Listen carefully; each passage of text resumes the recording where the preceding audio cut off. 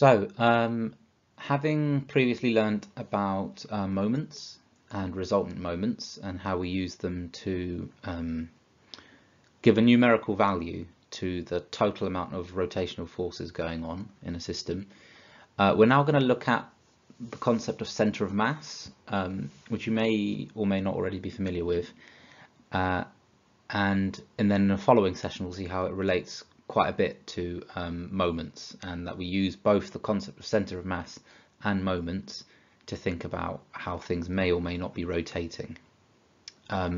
So this session will mainly be just on center of mass, but we'll have some moments in it, so make sure that you remember what a moment is, how it's defined.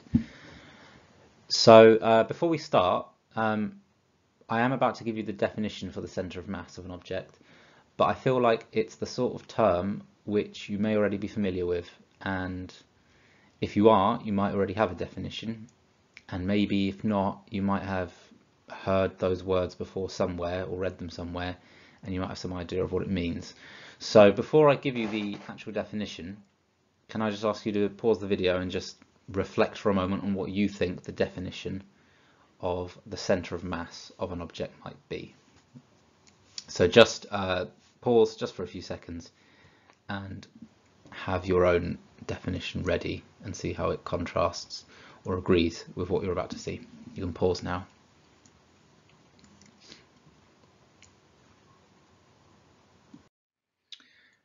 Okay, so I'm going to give you two definitions. One is the, I suppose, more official and technical one, and the second will be how we're going to use it, our sort of simplified version. So the definition of center of mass is as follows. You have an object, okay, usually a 3D object, let's just say it's an object, but you can simplify the idea to 2D, but more generally speaking, let's say it's just some generic object. Now the official, I'll call it the official definition, may be expressed as follows. It's a point, right, in space, not space as in, you know, out there in space, but as in physical space. So ultimately the center of mass represents a point, presumably in a coordinate system, in a 2D one or a 3D one, but it's not a line, it's not an area, it's a point. And it's the point which, and then this is the bit which might make less sense, but we'll clarify in a moment. It represents the mean, as in average, position of matter, or mass. I suppose matter and mass sometimes used a bit interchangeably. Effectively stuff. It's the average position of matter or stuff in a body or system. In a body, in other words, an object. Right? We'll talk about objects for the time being. Technically, you can talk about the center of mass of multiple objects, but to keep things simple for the moment, we're going to talk about a single object, and it has a center of mass. That center of mass may be a point on the object or within the object. It could even be a point that's outside the boundaries of the object. There's no reason that can't be the case. And in some sense, it, quote unquote, reflects the mean position of matter in a body. Now that doesn't, to be fair, that doesn't really mean anything just in English language terms. It's not specific enough, it's ambiguous. You could define the mean position of matter in a body in many ways. So there is actually a mathematical definition, which I'm actually not going to talk about now, because it gets a little bit too complicated, especially when you talk about 3 dimensions and objects of various densities. But there is a definition out there on which all of what we're about to talk about is based. But instead of doing that, let's just talk about the layman definition, which is going to be basically the simplified understanding of center of mass, which we're going to be using in this session. And it's a point, of course it's still a point, that doesn't change, at which an object will balance. Okay, so this should be your intuitive understanding. It's not a formal mathematical definition, but it should be your intuition, because you've existed in the real world for quite a few years now, and you have an understanding of when things balance and when things don't, what causes things to tip over. So an example of that might be if I balance a pen on my finger. I'm not going to do it now because I'll fail, but if I successfully find the exact position at which it balances on my finger, then my finger is going to be at the center of mass, roughly speaking. It's all a bit approximate because my finger's not infinitesimally small and the pen has a thickness. It's not actually one-dimensional, but that's the intuitive understanding. Similarly, if you dangle an object on a piece of string and it hangs there, then the center of mass will lie on the line that the string goes through. Okay, so it's all about, in terms of layman definitions, it's about how things balance. Okay, perhaps one final example: if you've got a seesaw and no one's on it, it tends to just balance, right? And that's because its center of mass is at the middle where the pivot is. So the center of mass has been specifically, or the seesaw has been manufactured in such a way that the center of mass is at the middle where the pivot is. Okay, so that's it. That's our definition. Have a think about how it may or may not agree with what your understanding is. Hopefully it mostly agrees. So before we touch on center of mass a little bit more, I just want to cover one quick thing, particularly because we're actually skipping a small subchapter of the textbook for the sake of time. But I don't think it's anything particularly complicated, and I think we can summarize it really in this slide. And that is the concept of equilibrium of moments, and I think we did in fact touch on this. So as you remember, you know, you can come up with a resultant moment of a system. So the resultant moment is effectively the sum of moments of all forces in a system. And remember that for clockwise and anti-clockwise, you'll treat one of them as positive and one of them as negative. And let's say by default, we'll take clockwise as positive. Okay. And that was our resultant moment. Let's just say AC, anti-clockwise, is negative. If that all equals 0, that means the object doesn't rotate. Okay, so if I add up all my moments, and you know, some of them add up to positive numbers, some of them might add up to negative numbers, and I find the total, I just get the number 0. That means the object's not rotating, which means the object, assuming it's not moving left, right, up or down, it means the object's in equilibrium, right? So in other words, equilibrium implies the resultant moment equals 0. Okay, and that's the main thing we just needed to conclude here. Within the textbook, there is a subchapter devoted to this, where you calculate the values of missing forces or the positions at which they act that would cause the resultant moment to be 0. But that is also part of this subchapter as well. So hopefully it'll be fine for you to do that in addition to center of mass concepts. So now let's return back to center of mass and what we're going to specifically use it for.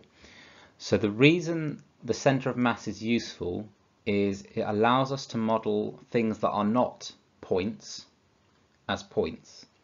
So let's say, for instance, I have, well, a simple case might be a ball, right?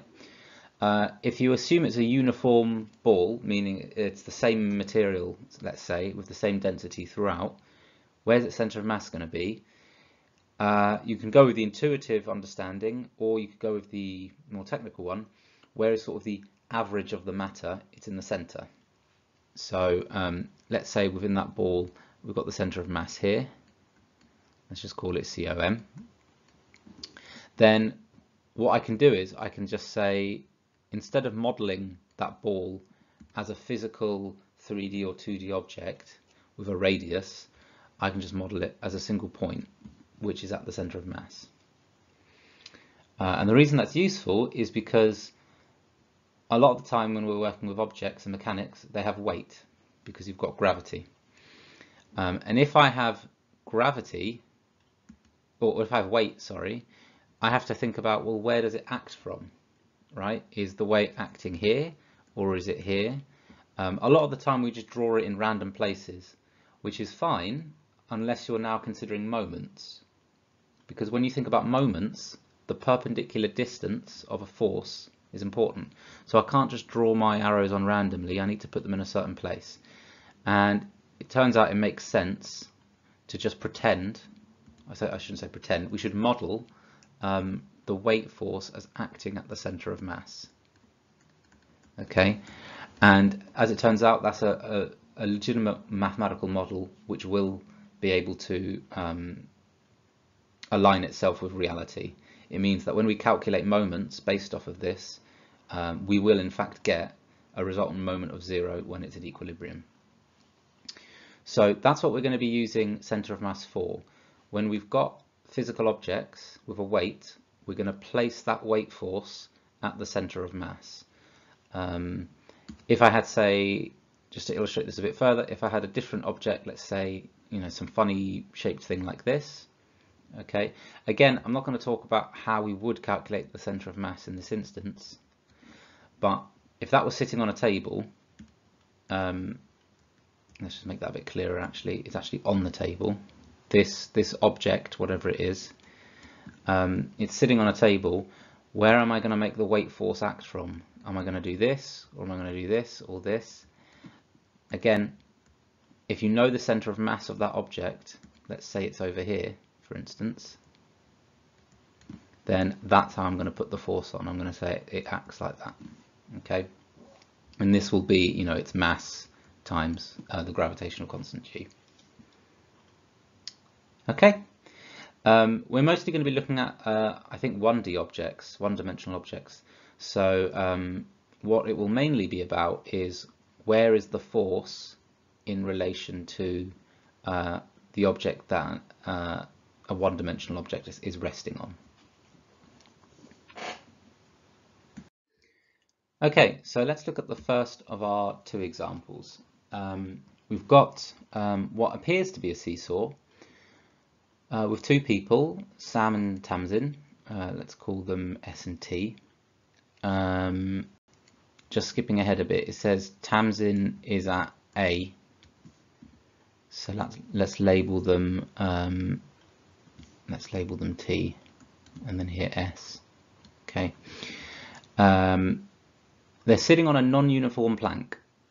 So the fact that it's non-uniform is there for a reason. That's just telling us what about the center of mass? What does it tell us? It tells us the center of mass is anywhere except for definitely not the middle, right? It can't be in the middle. If it was in the middle, then it must be a uniform plank. Actually, that's not strictly quite true.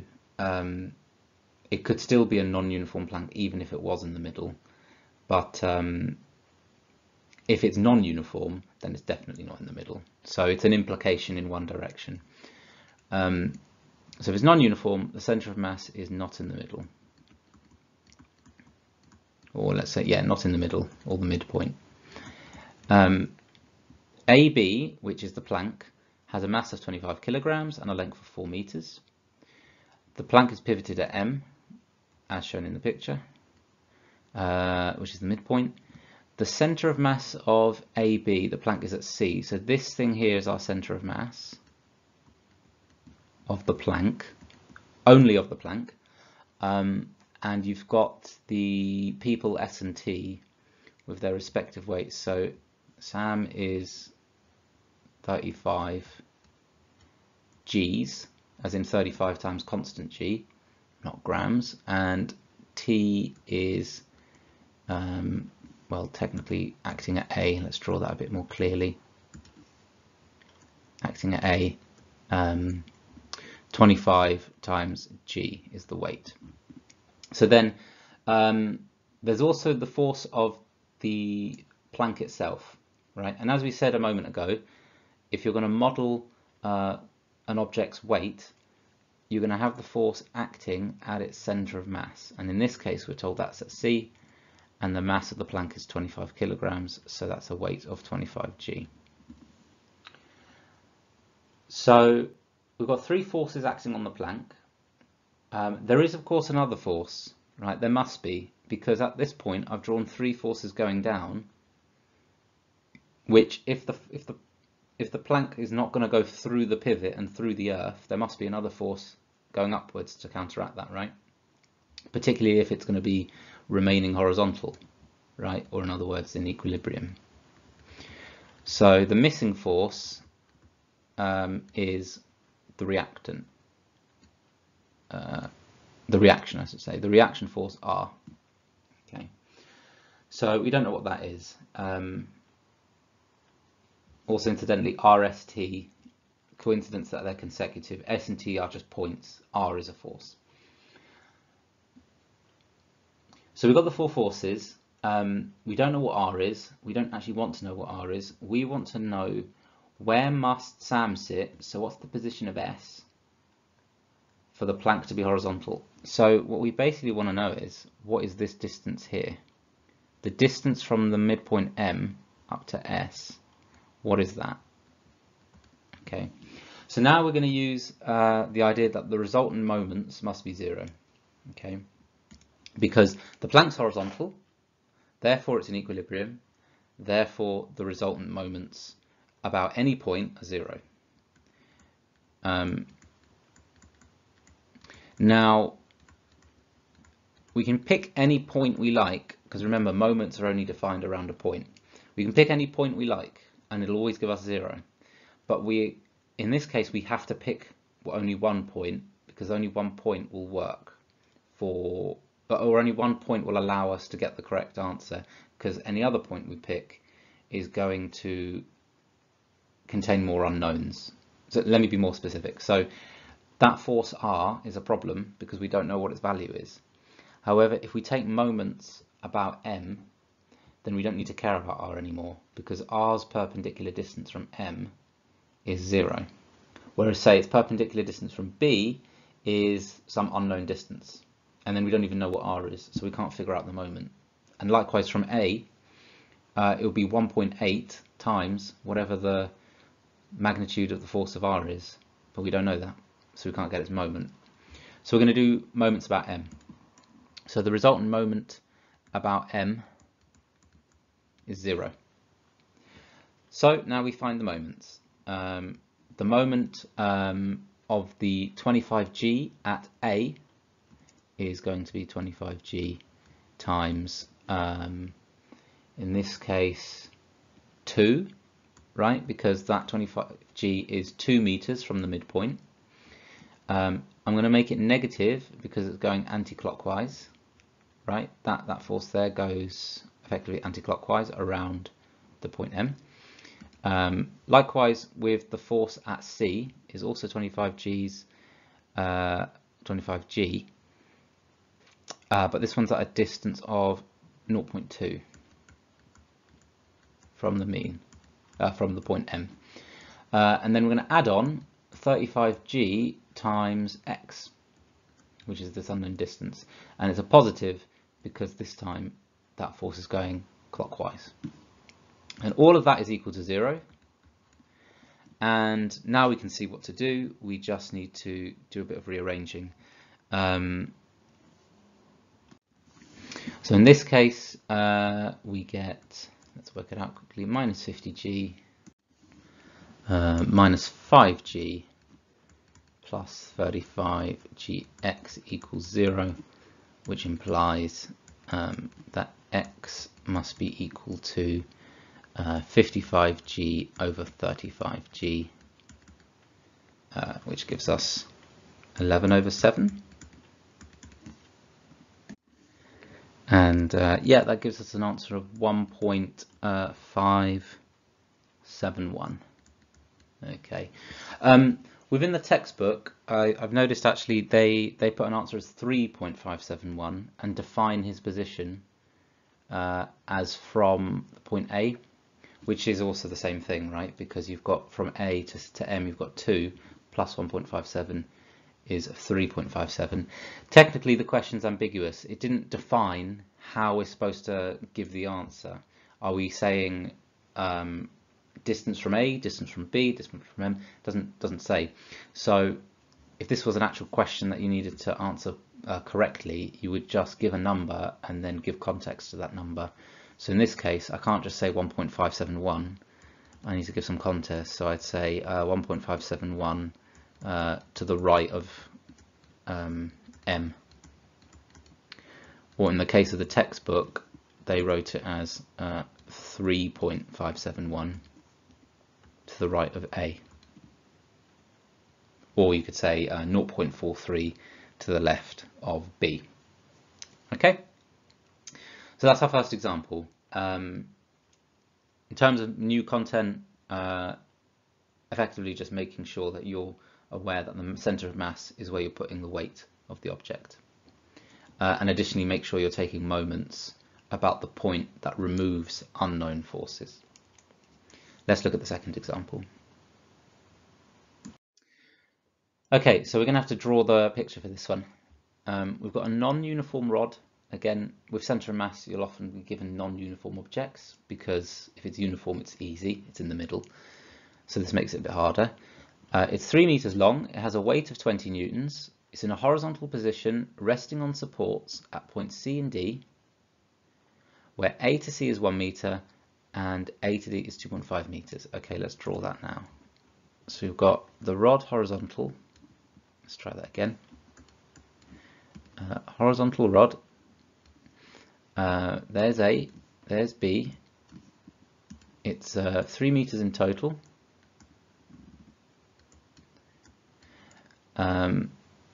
Supports are at C, where that's 1 meter.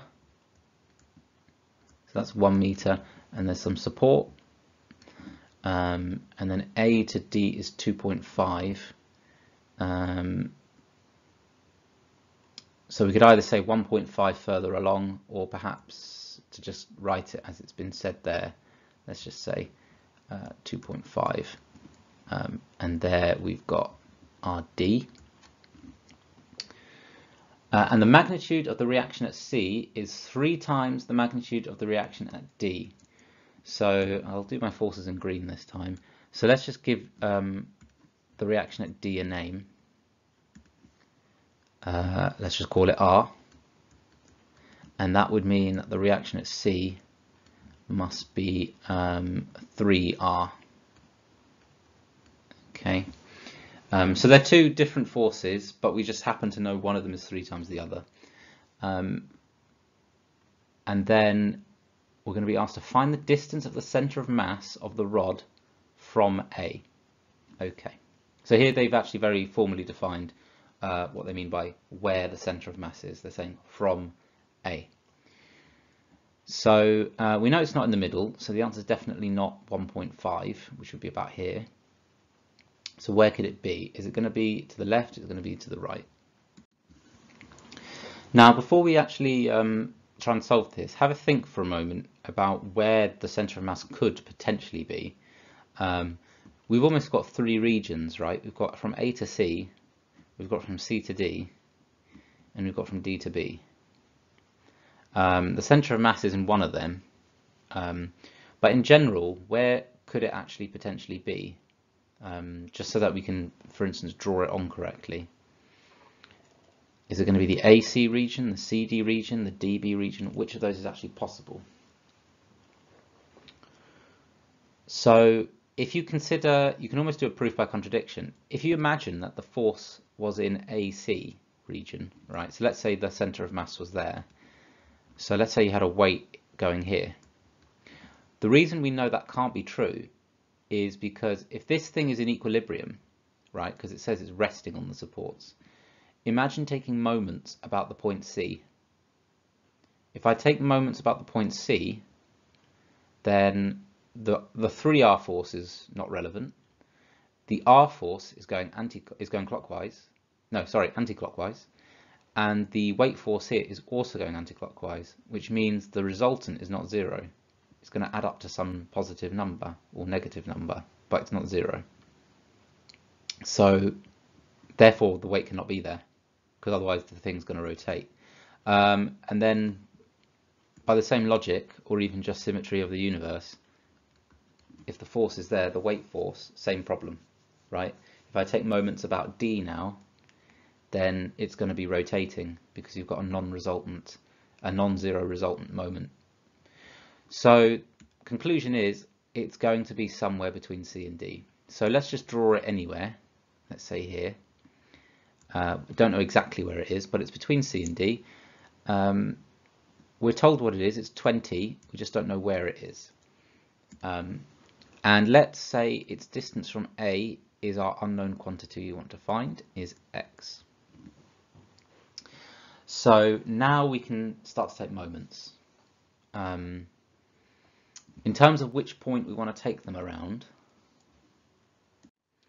we could actually pick any of them really, but let's just stick with A so that we get the x term nice and simply in our moment for the weight force. So let's do moments about A.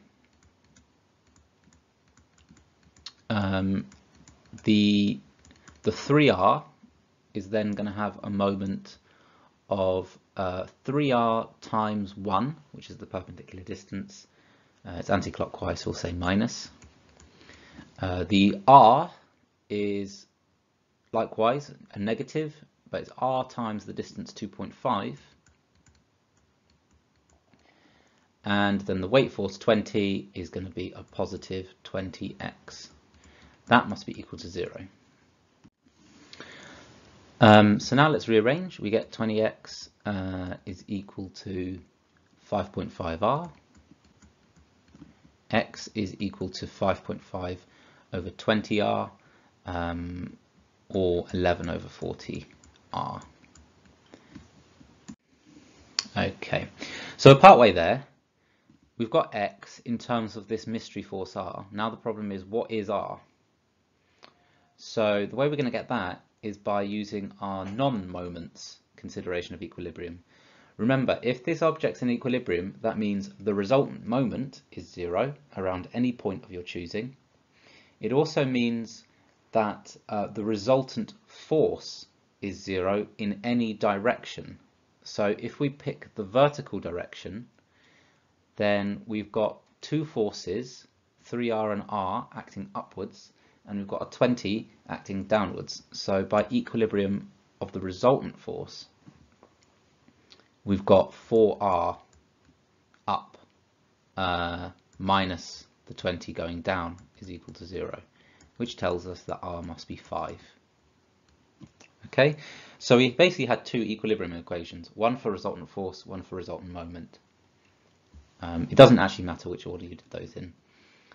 So r is 5, therefore x must be 55 over 40, which in this case comes to about 1.375. Okay, which tells us, if we're interested to know, is the centre of mass closer to C or D? 1.375, that distance there is 0.375, which is definitely closer to C. So actually we drew it just about right. Okay, let's try some questions of ourselves. Or you try some questions yourselves. So I've got two questions on this slide and one on the following slide, so 3 questions total. Number 1 is a simpler one, mainly about an object resting on 2 supports. Number 4 is going to talk about tensions in strings, but the logic is exactly the same as what we just talked about, an object resting on supports. The difference is, instead of talking about reactions, you're talking about tensions, but the concept is still the same. You've got a force acting somewhere on a uniform or a non-uniform rod, which causes a moment. Okay, make sure you draw an accurate diagram for 4, so you've got a full understanding of where the forces are and where they are positioned. So give these two a go. You can pause the video now.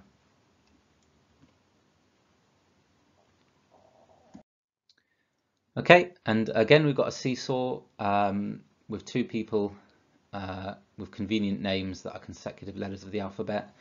So R and S are playing on their seesaw. Again, model the situation and see if you can answer the questions. Find the relevant values so that we can keep this seesaw in equilibrium. Give it a go. You can pause the video now.